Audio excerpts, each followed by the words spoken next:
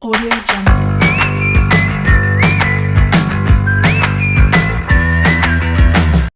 Assalamualaikum warahmatullahi wabarakatuh. Apa kabar teman-teman? How are you today? Mudah-mudahan teman-teman semuanya selalu diberi kesehatan dan juga perlindungan dari Allah Subhanahu wa taala. Hari ini Miss Muji akan memberikan penjelasan mengenai subtema 3 di pembelajaran 3 dan 4. Kita mulai dengan membaca basmalah. Bismillahirrahmanirrahim. Baik, kita simak penjelasan berikut ini. Hari ini kita akan belajar yang pertama menjelaskan pengaruh letak geografis bagi kebudayaan dan transportasi masyarakat Indonesia. Yang kedua, menjelaskan perilaku yang sesuai dengan Pancasila. Yang ketiga, membuat karangan dengan mengembangkan ide pokok. Sikap yang akan kita kembangkan adalah percaya diri, peduli, tanggung jawab, dan juga disiplin. Sekarang kita akan memulai pembelajaran ya. Ayo amati dulu gambar-gambar berikut ini. Yang pertama, Pulau Bali. Lalu ada Pulau Alor, Pulau Komodo,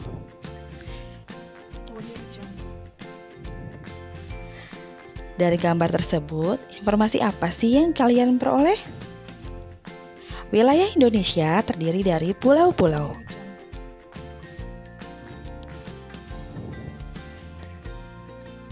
Lalu Indonesia pun disebut sebagai negara maritim dan kepulauan. Potensi Indonesia bervariasi. Karena negara kita kaya, ya, baik itu di bidang ekonomi, sosial, budaya, dan juga transportasi. Pengaruh kondisi geografis Indonesia di bidang ekonomi dan sosial. Di antaranya, kita akan lihat mengenai bidang ekonomi pada sumber daya alam laut, di mana kita adalah negara dengan potensi kelautan yang sangat besar. Dalam negara kita, sumber daya laut terbagi menjadi hayati, yaitu hidup, dan non hayati atau tidak hidup. Kita akan bahas mengenai hayati ya. Di antaranya ada ikan, rumput laut, dan juga terumbu karang. Itu adalah kekayaan hayati yang ada di laut kita. Lalu kita akan bahas mengenai non-hayati. Di antaranya sumber energi minyak dan gas, wisata bahari, transportasi antar pulau. Lalu, besarnya peluang ekonomi dari pemanfaatan sumber daya laut memberikan kontribusi atau pekerjaan bagi penduduk yang tinggal di sekitar pantai atau pesisir. Jadi di sana ada peluang usaha yang didapatkan dari potensi kelautan yang kita miliki, seperti nelayan, petani garam, dan juga tukang pijat. Mereka mengambil peluang di dalam potensi yang kita miliki. Lalu ada potensi di bidang sosial. Sebagai negara maritim dan kepulauan yang berada di antara benua Australia dan Asia, membawa pengaruh terhadap kehidupan sosial budaya bangsa Indonesia. Hal ini terjadi karena dengan posisi tersebut menyebabkan Indonesia menjadi jalur perdagangan dunia. Para pedagang yang mampir dan ada sebagian yang menetap pun membawa adat budaya yang juga beragam. Lalu dampak sosial karena kondisi geografis Indonesia adalah adanya komunikasi dan interaksi antar penduduk menjadi lebih mudah. Kemudian manfaat lainnya yang sudah kita lihat tadi ya. Lalu keberagaman tersebut pun disebabkan karena adanya perbedaan di antara pulau satu dan lainnya, yang akhirnya tidak menjadi pemecah bangsa, namun justru sebagai pemersatu antara yang satu dengan yang lain, saling melengkapi. Hal ini sesuai dengan semangat persatuan dan kesatuan, seperti mencerminkan nilai-nilai Pancasila, khususnya sila persatuan Indonesia dan sila keadilan sosial bagi seluruh rakyat Indonesia. Tahukah kamu, meski terdiri atas 5 sila, namun Pancasila merupakan satu kesatuan yang utuh, di mana sila pertama menjiwai sila kedua, ketiga, keempat, dan kelima, dan seterusnya. Setiap sila yang membentuk Pancasila juga sebagai satu kesatuan yang mutlak, tidak dapat ditambah dan dikurangi. Oleh karena itu, Pancasila tidak dapat diubah menjadi Trisila atau Eka Sila. Kita bisa amati mengenai penerapan sila-sila. Di antaranya, sila-sila tersebut dapat kita lihat pada perilaku sehari-hari dalam kehidupan kita.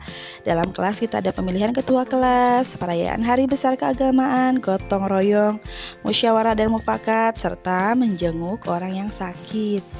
Itu salah satu contohnya. Nah, pada suasana sekolah itu ada pemilihan ketua kelas, di mana pada pemilihan ketua kelas itu sudah mencakup 4 sila, di antara sila kedua, sila ketiga, sila keempat, dan sila kelima.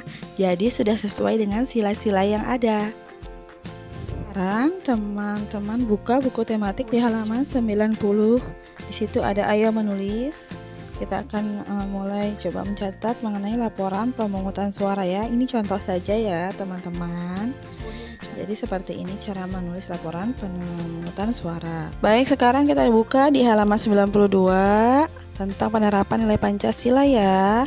Teman-teman bisa lihat contohnya pada bagian di gambar. Oke, kita masuk ke pembelajaran 4 ya teman-teman. Sekarang kita akan mulai dengan mengamati gambar yang ada di depan. Nah, benar, itu adalah kapal. Tahukah kamu apa nama kapal seperti pada gambar tersebut? Ya, itu adalah kapal pinisi. Apa sih kapal pinisi itu? Kapal pinisi adalah sebuah kapal layar kebanggaan masyarakat Sulawesi Selatan. Kapal pinisi adalah kapal istimewa, berbeda dengan yang lain. Seluruh bagian kapalnya terbuat dari kayu dan dirangkai tanpa menggunakan paku. Kapal pinisi sendiri umumnya memiliki 2 tiang layar utama dan 7 buah layar. Wow, keren ya kapal ini. Lalu, jika nenek moyang kita saja mampu berjaya dengan konsep negara maritimnya, maka sudah seharusnya kita sebagai generasi penerus juga bisa berjaya.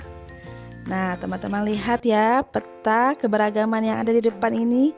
Kondisi geografis Indonesia ini merupakan negara kepulauan yang membuat Indonesia ini memiliki budaya yang beragam.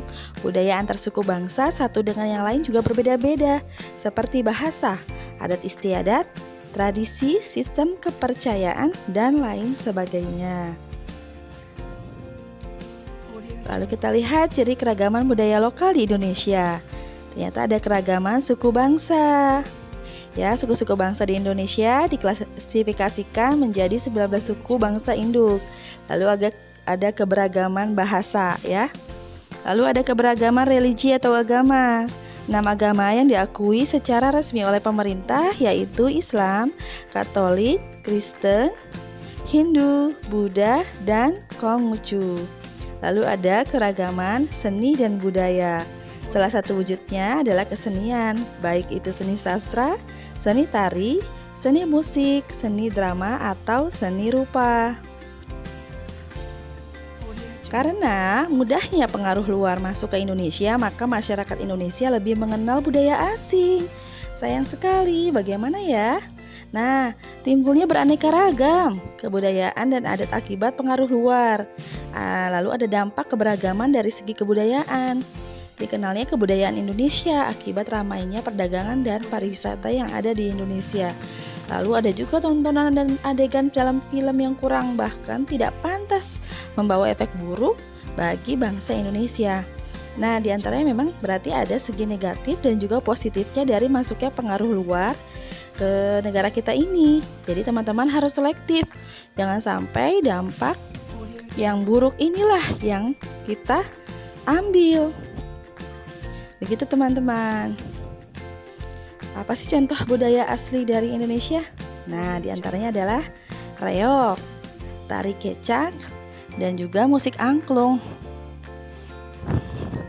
Lalu ada contoh budaya serapan dari bangsa lain juga, yaitu diantaranya adalah musik keroncong.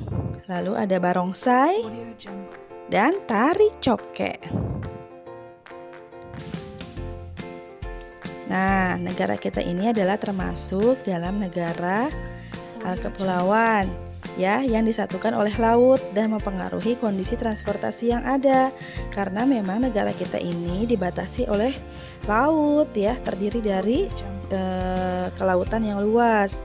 Adapun jenis atau moda transportasi yang efektif digunakan adalah kapal laut dan juga pesawat terbang. Jadi memudahkan kita yang jauh. Jika penyediaan dan penggunaan moda transportasi yang terpulau memadai, maka akan sangat membantu kehidupan masyarakat. Peta jalur transportasi udara di Indonesia. Nah, beginilah nih teman-teman, jalur transportasi udara di Indonesia. Kita akan mengenal beberapa bandara udara di Indonesia ya. Tapi hanya beberapa saja ya yang disebutkan, diantaranya Bandara Soekarno-Hatta yang ada di Banten, Bandara Kuala Namu yang ada di Medan, Bandara Ngurah Rai yang ada di Bali, Bandara Santani yang ada di Papua, lalu Bandara Patimura di Ambon, dan Bandara Sultan Hasanuddin Sulawesi Selatan, Bandara Samsudin Nur Kalimantan Selatan, dan Bandara Lombok di NTB. Ya, masih banyak lagi yang lainnya ya. Lalu kemudian kita akan lihat peta jalur transportasi laut di Indonesia, karena negara kita terdiri dari laut ya. Nah, ternyata ramai peta jalur pelayarannya. Lalu apa saja sih pelabuhan yang ada di Indonesia? Kita kenal beberapa ya, diantaranya Pelabuhan Bakauheni di Lampung, Pelabuhan Tanjung Priuk di DKI Jakarta, Pelabuhan Gilimanuk di Bali, Pelabuhan Lembar di NTB, Pelabuhan Buton di Sulawesi Tenggara, Pelabuhan Ambon di Maluku, Pelabuhan Jayapura di Papua, dan juga Pelabuhan Dwi Kora di Kalimantan Barat. Selain ini, masih banyak lagi pelabuhan-pelabuhan ya yang ada di Indonesia kita. Banyak kegiatan sehari-hari yang mencerminkan nilai-nilai Pancasila. Salah satunya adalah pada gambar berikut, yaitu tentang keluarga yang sedang melakukan musyawarah. Jadi dalam suatu keluarga itu tetap dibutuhkan musyawarah untuk mencapai mufakat. Contoh kegiatan musyawarah yang bisa dilakukan dalam keluarga diantaranya adalah tentang pembagian tugas untuk membersihkan rumah. Kemudian bisa juga musyawarah tentang tempat liburan yang cocok untuk dilaksanakan.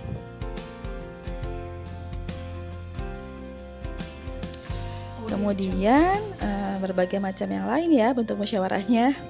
Kemudian pengambilan keputusan secara musyawarah dapat dilakukan dimanapun, bisa tadi seperti tadi di rumah, atau juga di sekolah, maupun dalam lingkup yang lebih besar, yaitu di masyarakat.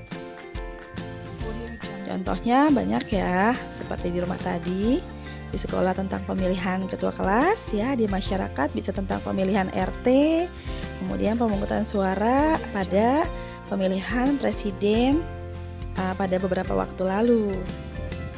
Baik, terima kasih teman-teman. Cukup sampai di sini penjelasan dari Miss ya mengenai pembelajaran 3 dan 4 pada subtema 3. Mudah-mudahan bermanfaat. Jangan lupa kerjakan tugasnya ya. Terima kasih. Assalamualaikum warahmatullahi wabarakatuh.